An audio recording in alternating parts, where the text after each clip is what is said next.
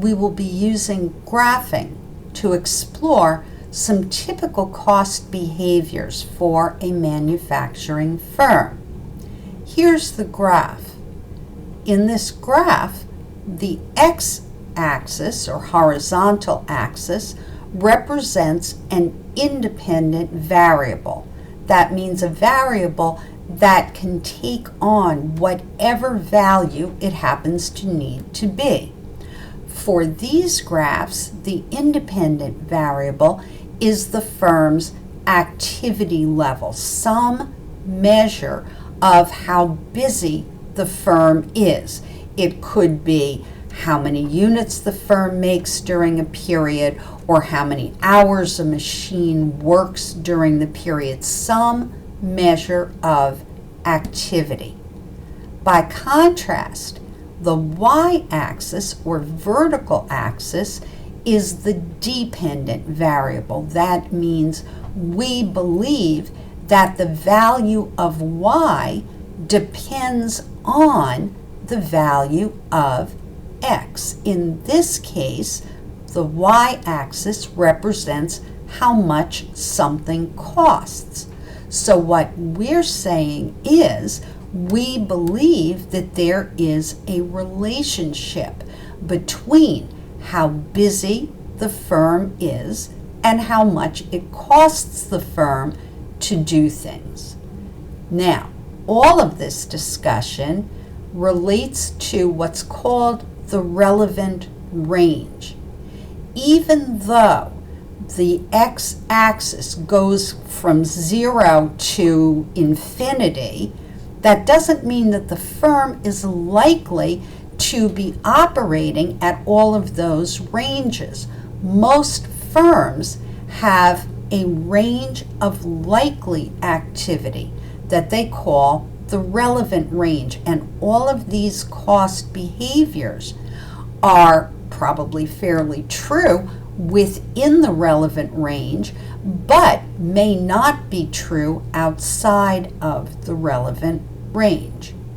So, for example, let's take a look at a firm's fixed cost.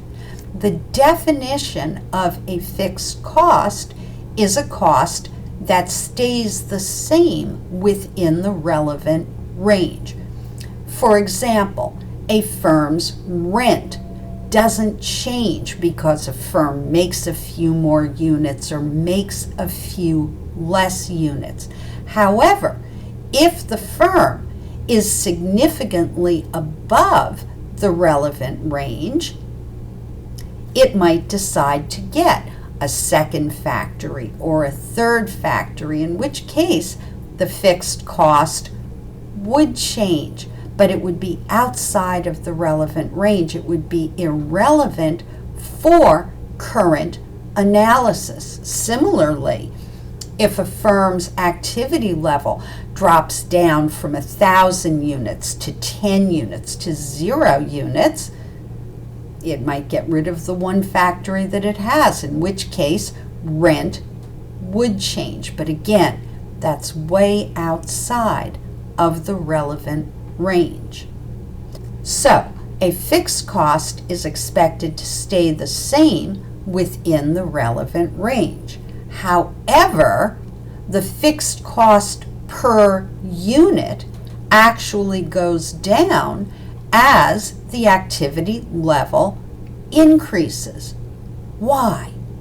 Well, if our fixed cost stays the same and we make more units, that means each unit has to carry less of that fixed cost. So, for example, let's say that our rent is $1,000 a month. If we make 1,000 units, each unit has to carry 1/1,000th of that fixed cost, or $1 of rent. If we go to 2,000 units, now rent hasn't changed, but each unit only has to carry 50 cents of rent. If we go up to 3,000 units, each unit now only has to carry about 33 cents of rent. This is one of the reasons that most managers would prefer to be very close or at capacity for their fixed costs. Now let's take a look at another cost behavior. This is the graph for a variable cost. For example, direct materials. If we aren't making any units at all, we would expect our direct materials to be 0. But as our activity level increases, we would expect our variable cost to increase proportionately. However, we would expect our variable cost per unit, for example, the price per pound for our direct materials, to stay the same throughout the relevant range. And that shows as the slope of the line. So whether we're at 1,000 units or 2,000 units or 3,000 units, the variable cost per unit stays the same, even though the total variable cost is increasing. Now we know that outside of the relevant range, that's probably not true. If we are at very low levels of activity, we would probably have to pay more per unit. And if we're at very, very high levels of activity, maybe we can get a volume discount. But within the relevant range, this is probably a reasonable understanding of the behavior of a variable cost. Now, some costs are what are called mixed costs or semi-variable costs. That means that they're comprised of both a fixed and a variable component. The fixed component is the cost that would be there even if our activity level was 0. And the variable component is the slope of the line. An example of a typical mixed cost would be most firms' utility bill. The utility company generally assesses a line charge just for having electricity and then a usage charge depending on the amount of electricity that is used.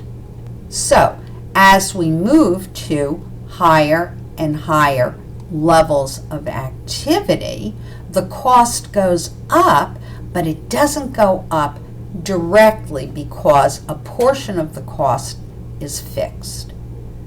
In a later section, I will show you how to disaggregate a mixed cost, that is, take it apart into its fixed and variable components so that we can predict how much things will cost at various levels of activity.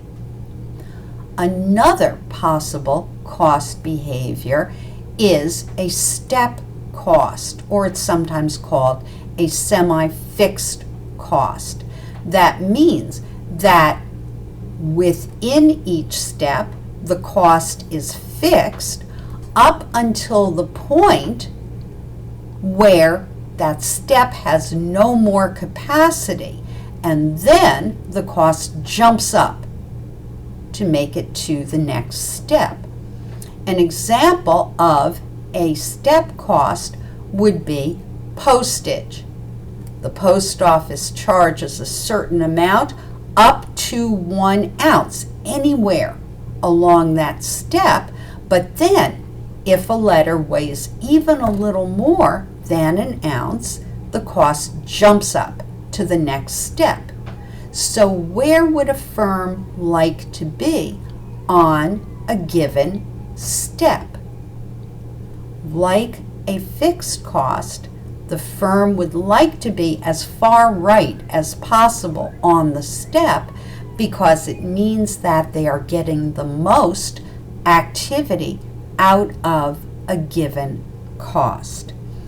Understanding how costs behave is a very important part of being able to predict how much costs will be. And we'll talk more about this topic in other sections.